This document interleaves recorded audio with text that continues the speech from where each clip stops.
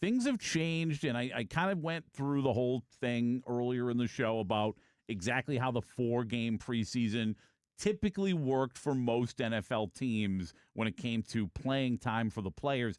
It seemed like over the years you'd get less and less playing time for players, and now we've got one fewer preseason game with just 3, and it seems like some guys barely touch the field, if at all, and even most guys, your important players, your starters, don't play very many snaps in the preseason at all. And the question we asked earlier in the show is, should that change? Should the Buccaneers consider changing their preseason strategy? Even though nobody wants to see anybody get hurt in the preseason, there's an argument to be made, and ex-NFL players, a lot of them, including our friend Ian Beckles right here on this show, have made the argument that the preseason helps you build like a callus, right, on your body, if you will, and helps you get ready for the punishment of the regular season.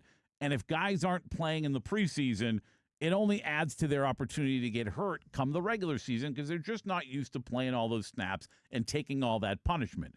And if you look at the Bucs the last couple years, certainly not playing players in the preseason has not kept them healthy. Brandon Mendoza, I want to congratulate him. He was the winner of the tickets, the Rays tickets, the answer. Jack Caglione, of course, of Plant High School, and now having a really good start to his major league career. We will give away more tickets tomorrow to the June 25th game against the Royals. So stay tuned. Tomorrow we'll be giving away tickets all week long this week here on the Pat and Aaron Show. I'm with you, Pat. There's so many things when we look at the preseason. There's so many things in the NFL that have just changed so much over the years. Yeah. And it was before the 17-game schedule.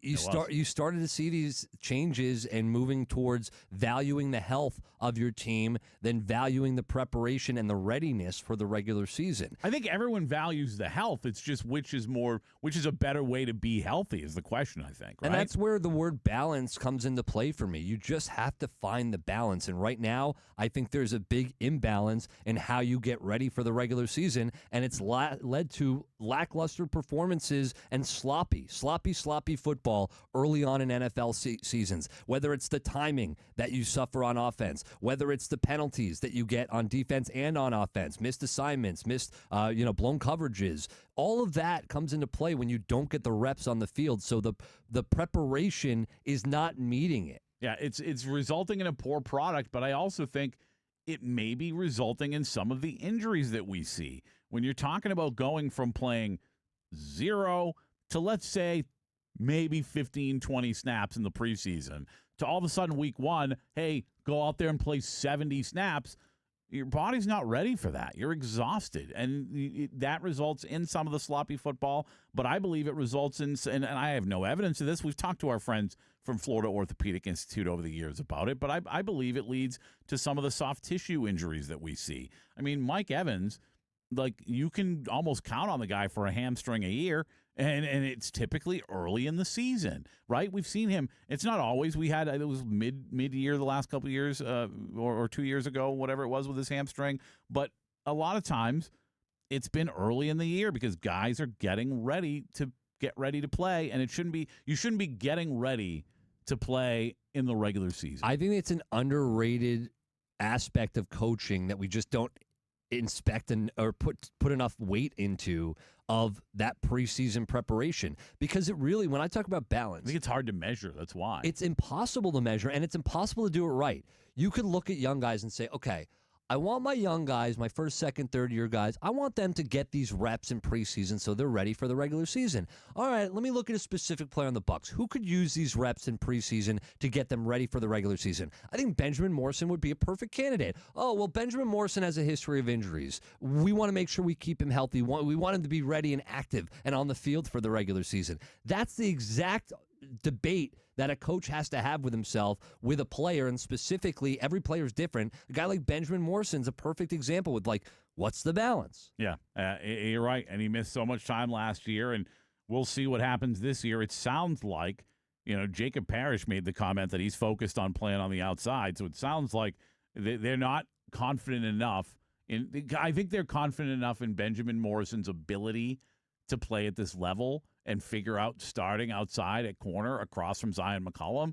I don't know if they're confident enough in him being that guy and being available every week. And the last thing you want to do is be bouncing back and forth. So if they feel like they can't count on Benjamin Morrison to be healthy all season long, I won't be surprised if Jacob Parrish is starting on the outside and Keontae Scott starting at nickel and Benjamin Morrison's playing a role just like he did behind Jamel Dean because they just can't count on him from a health standpoint. And if you're just joining us, the conversation started with, should the Bucs consider playing guys more in the preseason? Your thoughts, 888-388-0957, or you can text in your thoughts to 82945. Start your text with DAE.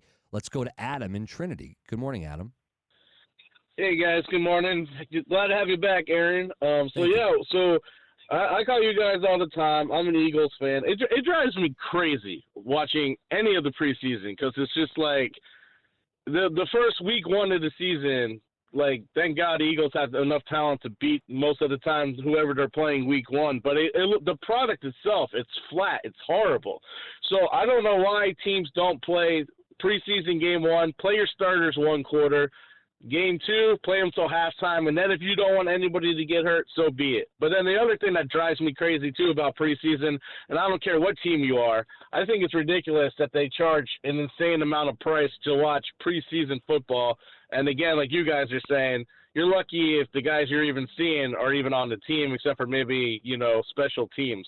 And those joint practices that they keep talking about, it's like the same thing as a preseason game. No, it's not. So no. I just completely agree with you guys. They need to play the starters because, again, I don't have statistics, but I'm sure across the league, injuries through the first probably 4 or 5 weeks of the season are higher than ever because guys aren't playing. So thank you, guys. Thanks for the phone call. And I think you're right. And I think we see that. And I think we have a very good point on the text line as well. When it comes to injuries, I do. I'm concerned that the lack of conditioning in the preseason leads to regular season injuries. But we're talking about teams coming out slowly and playing poorly to start the year as well. And on the text line from the 727 says, I have plenty to argue about when it comes to Coach Bowles, but not with the start of the season philosophy. We start 3-0 or 2-1 with this guy every year. It's the development of the team throughout the season that I have issues with. So, it is a good point. They have started hot in a lot of seasons coming out of the preseason. Yes and no. Record-wise, yes.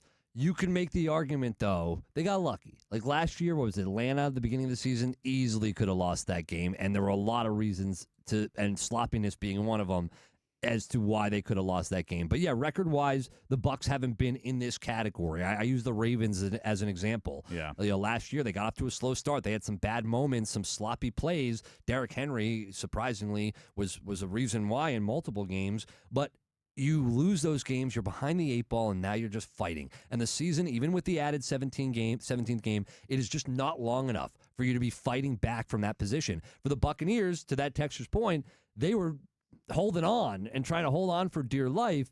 They just didn't get better. And I think that's that's a slew of different reasons why. I think one of them, the main reason being, I think Zach Robinson in this offense, they will not stall like we saw last year under Josh Grizzard.